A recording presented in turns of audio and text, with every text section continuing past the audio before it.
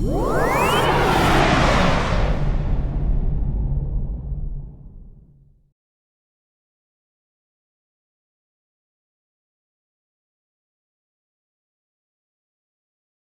day at the Deltoid, exercisebay.com, Dave Parisi, looking at Justina and Vladimir.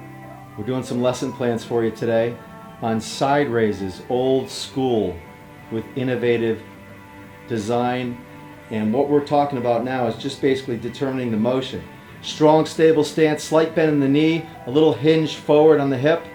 As you notice, the motion being performed, it's determined by many factors, the goal and the engineering of the body. So, first, what's the goal? I'm not concerned too much about muscular hypertrophy here right now, even though this is a great exercise. What we're concerned with is the range of motion, to stay away from the AC impingement. Okay, we're going to make sure we take the supraspinatus a little bit out of the equation. Here's what happens, guys. You're going through this side raise motion, and you see everybody with heavy dumbbells. I'm not going to have to talk to you about how it's performed in the gyms where you use momentum to help facilitate the load. They go way too high, they turn at the top, or they come back. So from the side, it looks like this. You get all these crazy motions and positions. Okay, if you think about the stimulus or the volume, I use these terms consistently, in that muscle region, it's little to nothing because you have all these other motions and positions and you're creating inertia. Okay, so today we're talking a little bit about, if you're doing a side raise, I'm going to assume you're looking to build some quality muscle and strength in the deltoid area. It is a long lever arm coming away from the body, so there's a lot of stress. Okay, when you talk about the lever and the fulcrum and where this load's coming from, obviously there's a lot of stress here versus, relax. So from here, keep the arm right there, don't move, I'm going to put tension. As I go up the system, obviously there's not a lot of tension here, but as I travel up, she feels it more and more in her deltoid.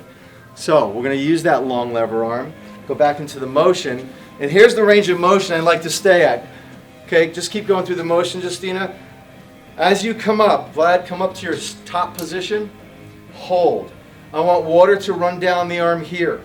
So if you look, water runs down. A little more bend in the elbow here, good.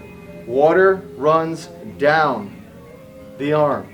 Okay, we're going to stay away from that because any further, you're going to get that acromion clavicular impingement, and you have that joint capsule that equates to a skating rink, that cartilage, that becomes an emery board after time. You know what I'm talking about. You start getting pains in the top of your shoulders, you don't realize.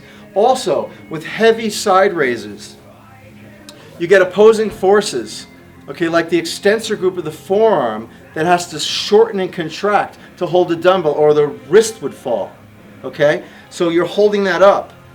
This exercise, in many people, especially bodybuilders, leads to epicondylitis, what we call generically, or in layman's terms, tennis elbow. So be very, very careful when you're doing this exercise super, super heavy. So have a seat for me.